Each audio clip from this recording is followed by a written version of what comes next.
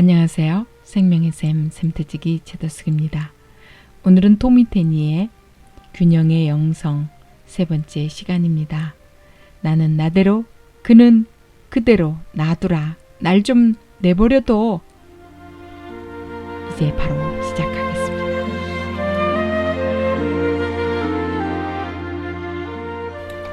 나는 나대로 그는 그대로 놔두라. 하나님은 우리를 그분의 형상대로 지으셨다. 그것은 우리 자신의 형상이 아니었다.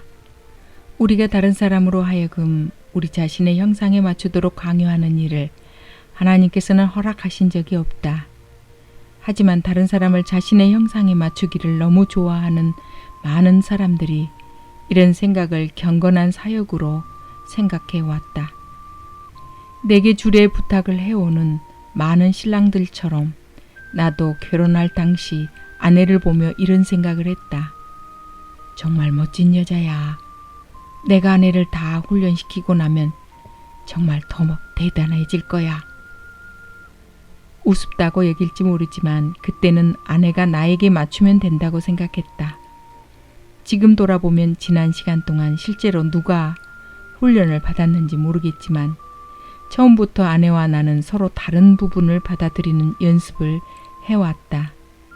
나는 모임에서 종종 사람들에게 말한다. 저는 완전히 가정적으로 길들여졌고 모든 훈련을 받았습니다. 사실 아내가 제게 잘생겼다라고 말할 때 그 말이 무슨 의미인지 저는 정확히 압니다. 그 말은 잘 챙겨주라는 말이지요. 그러니 누가 누구를 훈련했는지 짐작하겠는가? 내가 만약 아내를 나처럼 논리적이고 분석적인 사람으로 훈련했다면 어땠을까 상상해 보았다. 실제로 지금까지 아내를 나 자신의 형상에 맞추려는 노력들 때문에 아내는 매우 혼란스러워했다. 더불어 나도 더욱 혼란스러웠다는 것을 깨달았다. 아내가 나와 다른 것에는 매우 합당한 이유가 있다는 사실을 깨닫는데 많은 세월이 필요했다. 아내가 장점이든 약점이든 나의 형상을 닮았다면 더 좋았을 것이라고 생각하는 것이야말로 합리적이지 못하다는 것을 깨달았다. 그 순간부터 우리의 결혼관계는 몰라보게 활력을 얻게 되었고 우리 두 사람 모두에게서 많은 혼란이 사라졌다. 몇 년 전 우리는 큰딸이 아내보다는 나와 사고방식이 훨씬 비슷하다는 점을 발견했다. 그래서 내가 해외에 나가거나 연락이 안 될 때에는 사역 팀원들이 큰딸에게 궁금한 점을 물어보는 현상이 일어난 것이 전혀 이상한 일이 아니었다. 말하자면 큰딸은 나라면 그 문제를 어떻게 접근했을지에 대한 단서를 제공해 주었던 것이다. 우리 사역 팀원들이 공식적인 대답이 필요한 상황에서 동일한 질문을 아내에게 한다면 어떨까? 그러면 아내는 대개의 경우 내가 하는 것처럼 그들의 질문에 대해서 지혜롭고 정확하게 답해 줄 수 있다. 하지만 어떻게 그런 답을 하게 되었는지 논리적으로 설명할 수는 없었을 것이고 더군다나 나라면 어떻게 했을지 말해줄 수도 없었을 것이다. 왜 그런가? 그녀와 나의 사고방식이 완전히 다르기 때문이다. 우리가 각자의 차를 타고 도시를 가로질러 운전을 한다면 아내는 이쪽으로 나는 저쪽으로 갈 것이다. 나는 내가 왜 특정한 경로를 선택했는지 말해줄 수 있다. 아내가 나보다 더 빨리 그 지점에 이를 수도 있겠지만 아내는 왜 저 길 대신 이 길을 선택했는지 설명하지는 못할 것이다. 만약 물어본다면 간단하게 대답할 것이다. 모르겠는데요. 늘 그렇게 가고 있어요. 그렇다면 내 방식이 더 나은가? 아니다. 나는 내 방식을 선호할 뿐이다. 이처럼 마르다가 마리아가 되도록 하고 마리아가 마르다처럼 움직이게 하려는 헛된 노력들만큼 당신의 인생에서 교회와 가정에서 당신을 혼란시키는 일은 없을 것이다. 다 소용없는 일이다. 만약 마르다를 일하는 현장에서 끌어내어 잠시라도 예수님의 발 앞에 앉아있도록 하는 데 성공했다 해도 그녀는 잠시 동안만 기뻐할 것이다. 당연히 마르다도 예수님을 사랑하니까. 하지만 오래지 않아 마르다의 몸은 기도하는 자세지만 마음은 싱크대에 있는 그릇들로 돌아갔을 것이다. 그녀의 머릿속은 주님을 귀하게 대접하고 주님을 만나러 오는 손님들을 대접하기 위해 집에서 해야 하는 일들로 가득 차 있을 것이다. 그녀다운 모습이다. 마르다를 음식 만드는 주방에서 나오게 할 수는 있어도 다른 사람을 섬기려는 열심과 사랑에서 빠져나오게 할 수는 없다. 이것은 그녀의 영적인 유전자이다. 마리아를 설득해서 주방에 들어가게 한다고 해도 오래지 않아 마리아는 창문이나 어깨 너머로 기도와 하나님 임재의 자리를 바라보며 말할 것이다. 거기 있었으면 좋을 텐데 당신이 그 모습을 바꾸어 놓을 수는 없다. 마리아를 기도의 골방이나 예배의 처소에서 끄집어낼 수는 있어도 마리아의 심장과 품성에서 기도와 경배를 끄집어낼 수는 없다. 이것은 그녀의 영적인 유전자이다. 때로는 하나님의 인성을 위한 선행적인 준비 덕분에 주님이 방문하실 수 있는 완벽한 분위기를 형성한다. 성경은 말하고 있다. 그들이 길 갈 때에 예수께서 한 마을에 들어가심에 마르다라 이름하는 한 여자가 자기 집으로 영접하더라. 그에게 마리아라 하는 동생이 있어 주의 발치에 앉아 그의 말씀을 듣더니 누가복음 10장. 마리아가 자기 집 거실에 계신 예수님의 발 앞에 앉을 기회를 얻은 것은 마르다가 예수님을 집으로 영접했고 주님을 위해 주방에서 식사를 준비하는 수고를 했기 때문이다. 말하자면 주님을 대접하는 마르다의 사역이 주님을 예배하는 마리아의 예배에 디딤돌이 되어 주었던 것이다. 오늘날의 상황도 전혀 다르지 않다. 마리아는 마리아대로, 마르다는 마르다대로 가만두어야 할 때이다. 그럴 때 비로소 온전한 하나님 나라의 목적이 성취되기 때문이다. 마르다의 선행적인 준비가 신약 성경에서는 유일무이하게 보인다. 하지만 처음은 아니다. 그녀 이전에도 하나님의 사람을 집에 모시기 위해 특별한 준비를 했던 여인이 있었다. 수넴이라고 불리는 마을에 살던 한 여인이 선지자 엘리사에게 매달려서 그녀의 집에서 식사하도록 설득했다. 여인은 여기서 멈추지 않았다. 그녀는 선행적 준비의 다음 단계로 빠르게 이동했다. 남편을 설득해서 하나님의 사람 선지자를 위한 특별한 침실을 준비한 것이다. 그들은 이런 대화를 나눈다. 여보, 이곳을 늘 지나는 선지자를 아시죠? 제가 잘못 본 게 아니라면 그분이 머무실 곳이 없어 보여요. 그렇군. 그래서 어쩌려고? 좋은 생각이 있어요. 우리 집 옆에 그분을 위한 조그마한 사랑채를 세우면 어떨까요? 그분께 맞는 침상과 깨끗한 책상과 의자를 마련하면 그곳에서 메시지를 준비할 수 있을 거예요. 그리고 좋은 올리브 기름으로 촛불을 켜는 거죠. 선지자로서 직무를 다 하다가 밤늦게 들어오실 수도 있으니까요.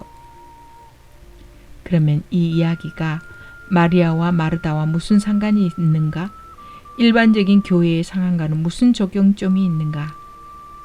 수넴 여인은 마리아의 마음을 가졌다. 엘리사가 선지자로서 가지는 하나님의 임재를 귀하게 보았기 때문이다. 또한 그녀는 선행적인 준비로 하나님의 종을 초대하는 마르다의 실제적인 능력도 가졌다. 주님의 오심을 감지하고 예상하여 실제적인 방법으로 준비하는 데는 두 종류의 기름 부음이 모두 필요하다.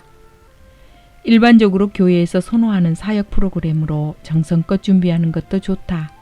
그것은 마치 집에서 우리 가족이 좋아하는 음식을 차려놓고 잔치를 준비하는 것과 같다.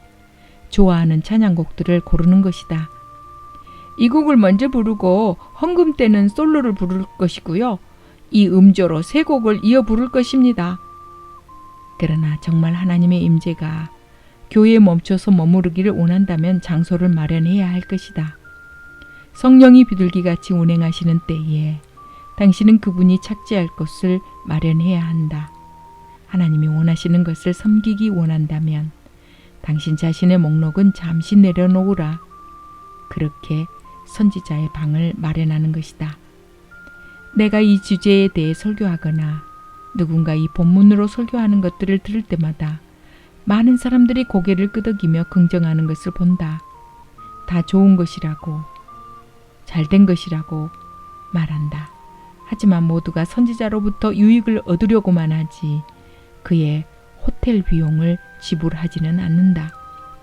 수넴 여인은 가족들이 먹던 빵을 나눠주고 하룻밤의 방문을 준비한 것이 아니었다. 그녀는 그 이상의 대가를 지불할 준비가 되어 있었다. 그녀와 그녀의 남편은 선지자가 편히 머물러 거주할 수 있는 환경을 만들어내고자 모든 노력과 재정을 들였다. 수백 년 뒤의 마르다처럼 수넴 여인은 하나님의 기름 부음을 위해 미리 준비했다. 그 결과 선지자는 그녀의 인생을 향한 하나님의 말씀을 대언하여 노년의 아들을 갖게 됐고 후에는 그 아이가 어린 나이에 죽자 그 아들을 다시 살려냈다. 그녀는 선지자를 위해 침상을 준비했었다. 그리고 죽은 아들을 그 침상 위에 누웠다. 그 침상은 선지자를 섬기기에 마련되었지만 결국 그 아들의 생명을 회복한 자리가 되었다. 만일 준비되어 있는 장소가 없었다면 어떻게 되었겠는가? 아마도 그녀는 평생 자녀 없이 살았을 것이다. 수넴 여인과 마르다는 선행적인 준비의 발자취를 이어가고 있었다. 그들은 인성을 섬김으로 신성의 기름 부음을 이끌어냈다. 하나님을 갈망하는 두 사람에게 있어서 다음과 같은 명제는 진실임에 틀림없다. 죽음이 우리 가정의 문을 두드릴 때 하나님의 종을 위해 준비해 두었던 거처가 부활의 힘을 드러냈다. 중요한 사실은 수넴 여인이나 마르다나 선행적인 준비를 함으로써 결국 죽은 가족을 살려내는 하나님의 부활의 능력을 이끌어냈다는 것이다. 선지자 엘리사와 하나님의 독생자 예수 그리스도는 하나님의 종이라는 부르는 점에서는 동일한 적용이 가능할 것이다. 예수님은 나의 택한 종이라고 불리고 있다. 어떻게 마르다와 마리아를 비교할 수 있겠는가? 스코틀랜드의 목사이자 저자인 모디 스튜어트는 마르다는 여자 베드로이고 마리아는 여자 요한이다 라고 말했다. 보네가 쓴 베다니의 가족에는 다음의 글이 있다. 역사적으로 보자면 대부분의 교회들은 마리아보다 마르다를 더 잘 이해하고 있는 것으로 보인다. 예수 그리스도를 친밀하게 알아가는 교제가 시들어가고 그 자리를 인간적인 지식에 대한 욕구가 대신하게 되자 교회는 암흑기에 들어서게 되었다. 많은 종교 지도자들에게 정치와 권력이 중심 주제가 되었다. 하나님과의 친밀감이나 하나님의 뜻에 순종하는 것은 뒷전이었다. 그럼에도 불구하고 어느 세대나 마리아들이 있었다. 하나님을 갈망하던 그들은 하나님을 쫓기 위해 처형도 오해도 심지어 죽음조차도 불사했다. 교회는 점차 은혜로 인한 구원과 주님과의 인격적인 관계에 대한 중요성을 간과했다. 그러나 인류에 봉사하는 긍정적인 측면들은 유지해 왔다. 물론 사도행전의 기적들이 일반적인 크리스찬의 삶에서 왜 더 이상 재현되지 않는지 설명하는 것보다는 가난한 자들을 돕는 것이 훨씬 쉽다. 교회가 살아계신 하나님과의 친밀한 관계를 상실함으로써 교회는 소금의 짠맛을 잃고 세상에서의 역할을 상실하게 됐다. 교회가 소금을 잃어갈수록 세상은 갈증을 잊어버리게 된다. 신비주의자들, 즉 과거의 세기의 열정적인 마리아들과 하나님을 갈망하던 자들은 하나님의 얼굴을 간절히 찾는데 몰두함으로 파문과 고문과 죽음까지도 불사했다. 우리는 지금도 그들이 남긴 강력한 증언들로 영감을 얻고 있다. 그들은 처형의 불길 속에서도 하나님과의 행복한 연합을 맛보았다. 역사를 보면 하나님은 언제나 최선을 다해 그분을 따라 그분의 말씀대로 살았던 소수의 남은 자를 보존하셨다. 그러므로 때로는 온 열방을 소성케 하는 거대한 부흥과 회복의 운동을 일으키시고 모든 세대에 그분의 임재의 빛을 회복하시기도 했다. 하나님은 동일한 일을 우리 세대에서도 행하신다. 마르다에게도 마리아가 필요했던 이유는 가장 좋은 것을 선택하는 것이 무엇인지를 마리아 덕분에 알 수 있었기 때문이다. 반면 마리아는 마르다를 통해서 그녀의 믿음과 영적 친밀감이 주변의 상처 가운데 있는 사람들을 향한 진실한 사랑의 손길로도 이어져야 함을 알게 되었다. 마르다가 없었다면 마리아는 사회에서 분리되어 금욕주의의 굴을 파고 들어가는 유혹을 받았을지 모른다. 그러면 아무도 도울 능력이 없는 것이다. 어떤 교회이든 하나님의 목적을 풍성하게 이루려면 마리아는 마리아가 되게 하고 마르다는 마르다가 되게 하되 서로 돕는 관계가 되는 것이 중요한 열쇠가 된다. 오늘날 이 주제에 관해서 우리가 당면한 최대 과제는 마르다에게 어떻게 하면 마리아의 사역을 인정하고 감사하도록 가르칠 것인지, 반대로 마리아도 마르다에게 그리하도록 할 것인지이다. 타고난 성격상 마르다는 책임감이 강하고 사회적인 상황이나 관계에서 훨씬 적극적이다. 그래서 열심히 섬기는 마르다는 조용히 예배하는 마리아를 쉽게 무시할 수 있다. 둘 사이에 적절한 지침이나 중재가 없다면 마리아는 이내 압도되어 파묻히고 말 것이다. 마르다의 사람을 섬기는 열심과 헌신이 매우 열성적이기 때문이다. 어떤 작가는 마르다에 대해 이렇게 말했다. 마르다는 온통 책임감으로 가득하다. 좋은 부분이든 나쁜 부분이든 간에 이것이 마르다의 성격 전반에 스며들어 있다. 책임감은 그녀의 내밀한 세계의 일부분이다. 그녀는 마음으로, 손으로, 입으로 책임진다. 그녀는 자기 가정을 책임지고 오라비의 무덤을 책임지고 여동생을 책임지고 그녀의 주님까지 책임지려 한다. 그녀는 주님을 위한 저녁 식사 준비로 손이 바쁘게 움직였다. 너무나 빠른 손놀림이어서 동생이 할 일이 거의 없을 정도였다. 누구도 그녀처럼 잘할 수 없었다. 하지만 마리아는 여전히 그녀에게 책임거리였다. 이 글을 쓰는 목적은 행위지향적인 마르다를 비난하려는 것이 아니다.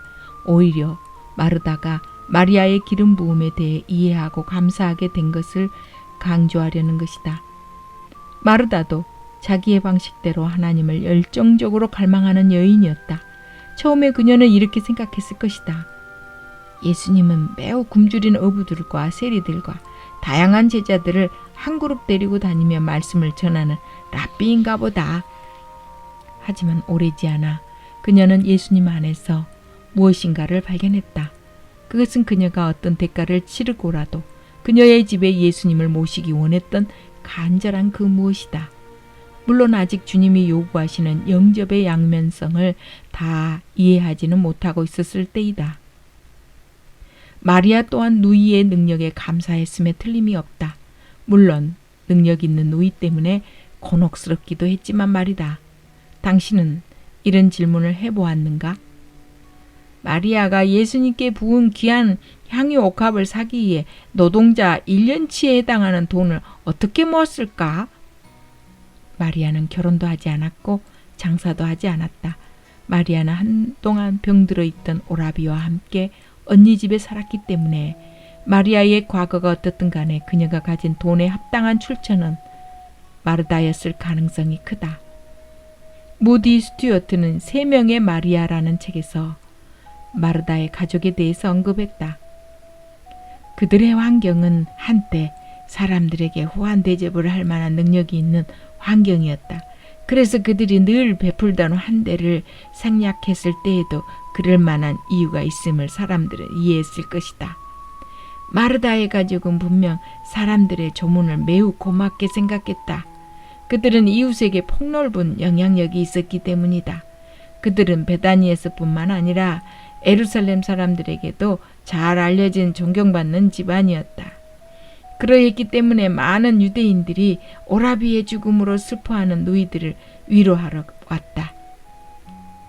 사도 요한은 마리아가 값비싼 향유 옥합으로 예수님께 붓고 그녀의 머리카락으로 닦은 것이 적어도 2번인 것을 명시하고 있다. 한 번은 오라비 나사로가 쓰러지기 전이었고 또 한 번은 예수님의 죽음과 부활 직전 베다니에 있는 문둥이 시몬의 집에서였다. 요한복음을 보면 요한이 이렇게 기록하고 있다. 어떤 병자가 있으니 이는 마리아와 그 자매 마르다의 마을 베다니에 사는 나사로라. 이 마리아는 향유를 주께 붓고 머리털로 주의 발을 닦던 자요 병든 나사로는 그의 오라비니라. 요한복음 11장. 그 다음 장을 가보면 요한은 마리아가 시몬의 집에서 예수님께 드렸던 2번째이자 마지막 기름 부음에 대해 기록하고 있다. 학자들이 확신할 수 없는 부분은 마리아가 시몬이라는 바리새인의 집에서 처음에 예수님께 기름 부었던 죄인인 한 여자인가 아닌가 하는 문제이다. 이 사건은 옥합을 깨뜨려 기름으로 예수님께 붓고 자기의 머리카락으로 그 발을 닦은 여인에 대한 유일한 별도의 본문이다. 마리아가 죄인인 한 여자인지 아닌지는 확인할 수 없다 해도 분명한 것은 당시 값비싼 향유를 쉽게 구할 수 없었다는 사실이다. 적어도 마리아가 향유를 사는 데 있어 재정적인 지원의 원천은 마르다였을 가능성이 높다. 마르다가 그 집의 주인으로 나오기 때문이다. 마리아와 마르다가 처음 등장했을 때는 둘 사이의 긴장감이 극에 달해서 갈등이 표면화된다. 문제의 발단은 두 자매가 기름 부음에 대해 서로 관점이 소중함을 인정하지 않기 때문이다. 2번째 등장에서 두 자매는 나사로를 잃은 슬픔으로 하나가 되어 있었지만 여전히 슬픔을 표현하고 위로를 찾는 방식은 전혀 달랐다. 마리아와 마르다가 복음서에서 3번째이자 마지막으로 등장할 때 그들은 함께 주님을 섬기면서 어떤 일을 할 수 있는지 보여주었다. 주님은 주님의 임재 가운데 2가지 기름 부음이 있을 때 기뻐하신다. 유월절 엿새 전에 예수께서 베다니에 이르시니 그곳은 예수께서 죽은 자 가운데서 살리신 나사로가 있는 곳이라. 거기서 예수를 위하여 잔치할세 마르다는 일을 하고 나사로는 예수와 함께 앉은 자 중에 있더라. 마리아는 지극히 비싼 향유 곧 순전한 나드 1근을 가져다가 예수의 발에 붓고 자기 머리털로 그의 발을 닦으니 향유 냄새가 집에 가득하더라. 요한복음 12장. 이번에도 마르다는 여전히 일하고 있지만 사랑으로 섬기는 그녀의 모습에서 처음에 보았던 불편한 심기나 질투하는 마음은 전혀 보이지 않는다. 무디 스튜어트는 문둥이 시몬의 집에서 마르다가 보여준 섬김에 대해 이렇게 말한다. 나사로의 부활 이후 열린 성대한 잔치에서도 여전히 마르다는 일을 보고 있다고 성경은 말한다. 왜냐하면 그녀가 일하지 않는다면 잔치는 물거품이 될 것이고 그러면 잔치 자리에서의 그 어떤 영광스러운 사건도 없을 것이다. 그 어떤 이스라엘 여인에게도 그런 것처럼 마르다에게도 그리스도와 그 제자들의 육적인 필요를 채우기 위해 부름받고 기꺼이 섬긴다는 것은 큰 영예이다. 하지만 마르다의 첫 번째 선택이 여전할지라도 이제는 동기가 순전하고 고양된 것이었다. 여전히 일하고 있지만 불편한 마음이나 어려움이 없는 것이었다. 마리아가 또다시 예수님의 발 앞에 앉아 있는데도 이제는 아무런 불평을 하지 않는 섬김이었다. 그것은 어떠한 묶임도 없이 자유함으로 드리는 섬김이었다. 마리아가 주님께 다가가 기름 붓는 행동이 마르다의 축복과 지원 속에서 이루어지는 모습이다.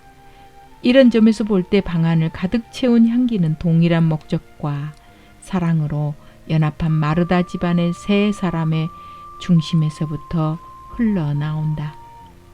마르다는 주님의 인성을 섬겼고 나사로는 주님의 영혼을 섬겼고 마침내 나사로는 개인적인 관계 속에서 예수님이 가실 길에 대해 새롭게 알게 되었다.